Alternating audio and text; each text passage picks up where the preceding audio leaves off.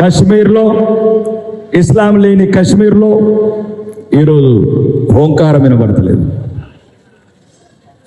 ఎవడి రాజకీయ నాయకుడు, ఎవడి సెక్యులర్ ముసుగులున్న రాజకీయ నాయకుడు?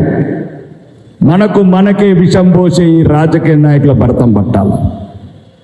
మనమంటే నచ్చని, మనమంటే అభిమానం లేని రాజకీయ నాయకులు హిందువులకు ఎవరో శత్రువులు కాదు.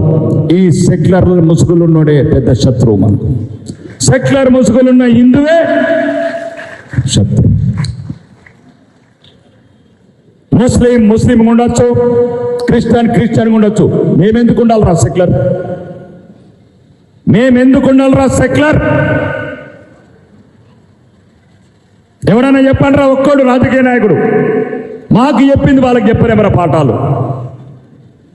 మాకు నేర్పిన శాంతి గీతం వాళ్ళకి ఎందుకు నేర్పర్రా మీరు? పశ్చిమ బెంగాల్లో 5 నెలల పసిబిడ్డను ఎత్తుకొని పరిగెడుతున్న హిందూ తల్లికి ఏం చెప్తారా మీరు? మతాలన్నీ సమానమైతే మేమే ఎందుకు టార్గెట్ అవుతున్నాం రా ప్రపంచంలో? మతమే సమానమైనప్పుడు, అన్ని మతాలు ఒకటే ఉన్నప్పుడు మమ్మల్ని ఎందుకు మత మార్పిడి చేస్తున్నారు? ఎందుకు మా ఆడబిడ్డల్ని వందలాది కోట్లు పెట్టి లవ్ జిహాదులు చేస్తున్నారు?